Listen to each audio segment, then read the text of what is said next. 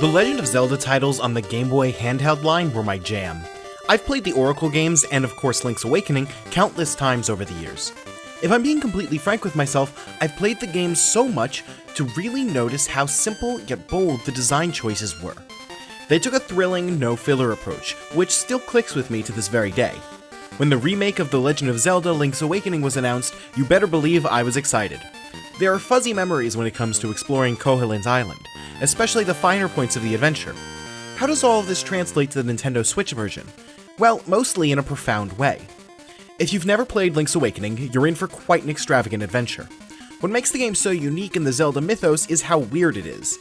The game takes place far away from Hyrule, Koholint's Island.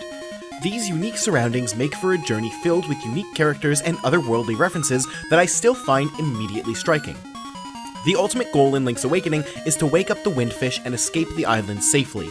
To do this, the player will need to go through various dungeons and collect magical instruments.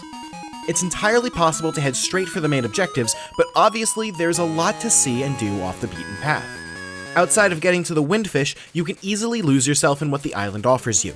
I quickly found myself swapping items with the various inhabitants as part of a sizable trading quest, or playing the trendy game Claw Machine. There are also secret seashells and the usual array of heart pieces to find. Personally, however, I absolutely adore the fishing minigame in Link's Awakening.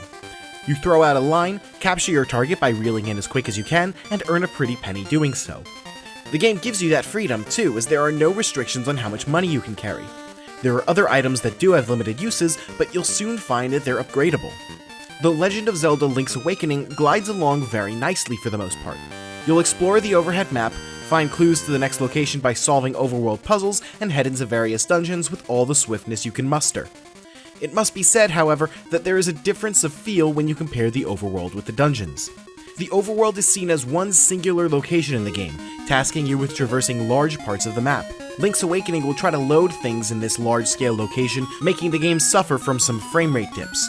The dungeons see you moving from room to room with a split second to transition.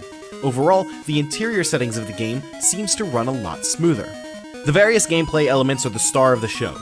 Link's Awakening starts off with familiar staples, the sword and shield, and you quickly start building from there. For example, in the Tail Cave early on, you'll get access to the Rock's Feather. Once equipped, it allows you to jump over gaps and find new ways to explore a dungeon. The Bottle Grotto introduces the Power Bracelet, which allows you to pick up and throw heavy jars, which is an important theme in this location. Every dungeon does something intriguing and plays with expectations, forcing you to use the new mechanics you just learned. The second dungeon sees you fighting a genie where the Power Bracelet is, naturally, a required piece of equipment. That brings us to the biggest change in The Legend of Zelda Link's Awakening. You don't have to equip much of anything anymore. In the original outing, you had 2 slots to equip any tools you needed in that moment. Outside of the feather, which requires a lot of X or Y button presses, everything is just stacked on top of Link's abilities. The Power Bracelet is a good example of this, as you'll now lift up anything when you get close and press the A button. The general feeling is this change in the remake truly benefits the flow of the game. In the original, a good chunk of the adventure was spent rearranging your inventory slots, which has minimized in the remake. I see this solely as an improvement that makes the game more welcoming to all without throwing away its difficulty curve. The map has been very much improved as well. As you go out and explore the island, the map will slowly be filled in, making it much easier to backtrack. You can zoom in, place markers at specific locations on the map, and see where you need to go at a glance. In addition, there's a memories menu. Here you can read the advice you were given by the Owl, Marin, and many other characters. You won't see the cutscenes again, but are just given the information you need to remind yourself where to go. The player will also be able to see all of the collected items, so you're completely caught up on where you're heading. The appearance of The Legend of Zelda Link's Awakening seems to represent 2 sides of the same coin. Personally, I think the game looks great from an art style point of view. The world has been delightfully recreated with lush backdrops and claymation-esque characters. The game just made me feel warm and fuzzy inside. That said, there is a decided frame rate issue in the overworld. In addition, there's this weird blur effect at the bottom of the screen that makes everything it touches look odd. It likely ensures that certain elements in the overworld can respawn, but the effect in general really didn't sit right with me. All in all though, I am really enjoying The Legend of Zelda Link's Awakening remake.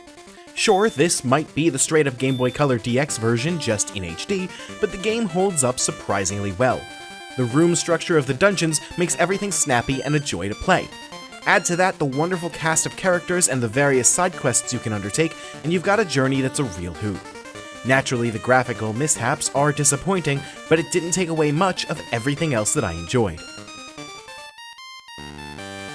This video was made possible by our generous supporters on Patreon. Did you know that Nintendo World Report is funded directly by fans like you? When you support Nintendo World Report on Patreon, you get immediate access to multiple exclusive podcasts every month, exclusive Discord channels, an early look at select content, and more, all for as little as $1 a month. Check out patreon.com/NWR for all the details.